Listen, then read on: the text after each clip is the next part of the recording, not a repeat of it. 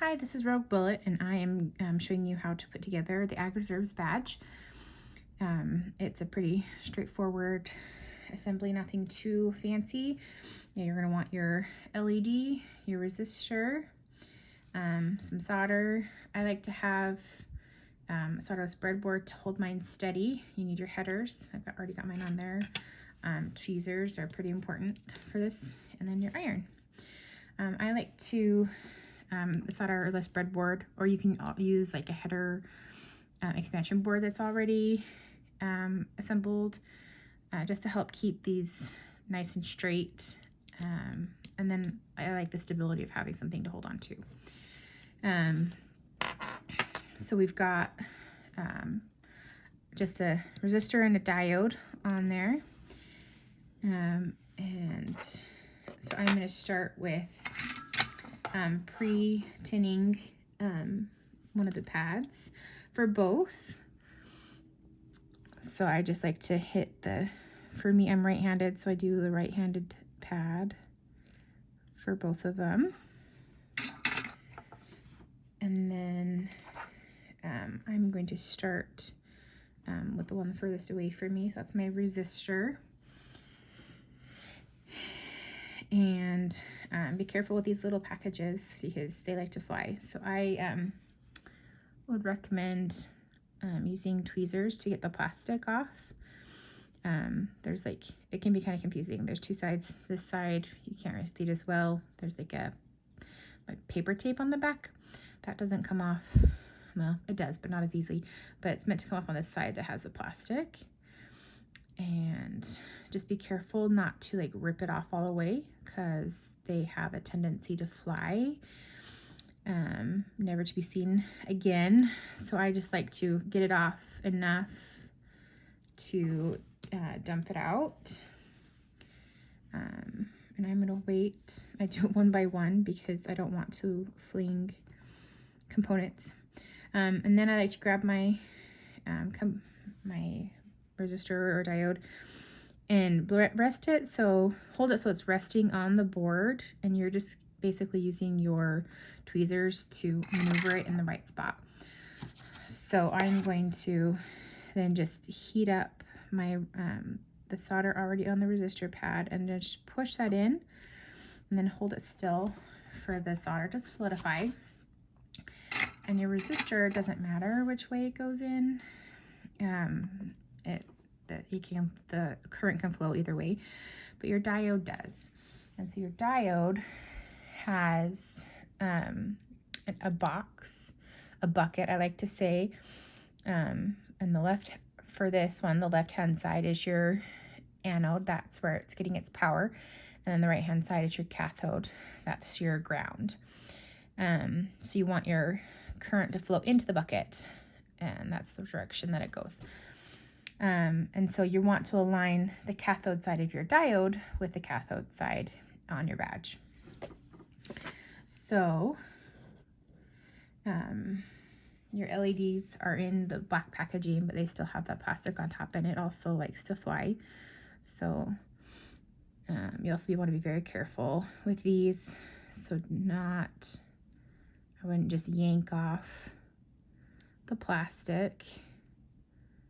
See if I can get it there. Goodness.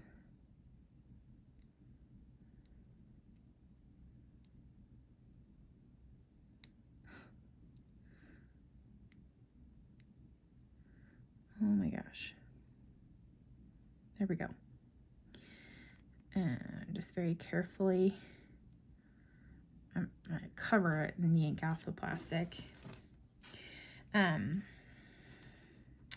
So for this one, we have green markings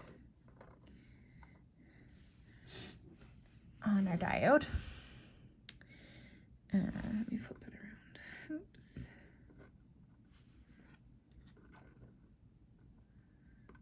Okay. So you can see that, maybe you can see that this end has green on the metal end, and the left side does not. And this green, I'm afraid I'm gonna lose this, hold on. There we go. This green arrow on the back, is that gonna show up? There we go. Green arrow on the back kind of just goes with my illustration of the current flowing into the bucket.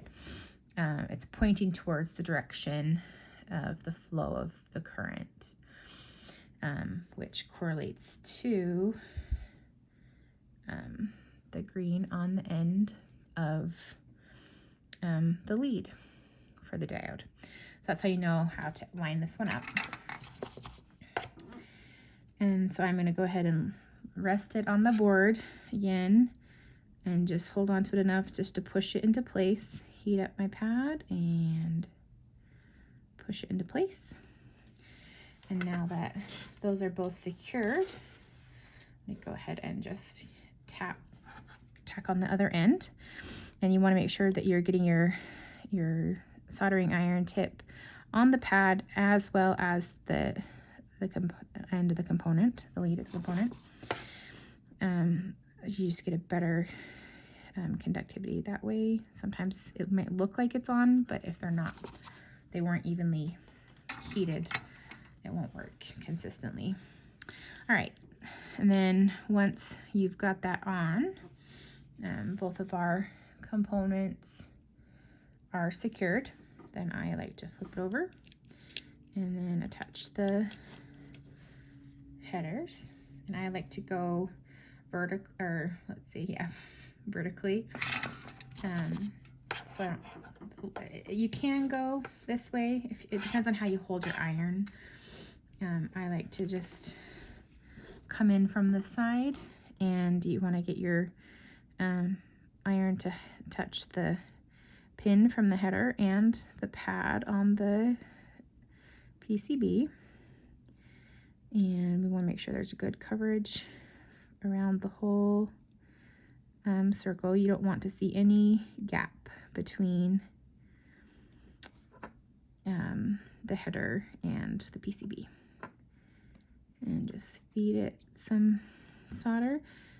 And sometimes if it doesn't quite flow right, but there's a lot of solder there, you can just leave the iron there and it'll kind of reflow and settle in where it needs to go. But other than that, you are done.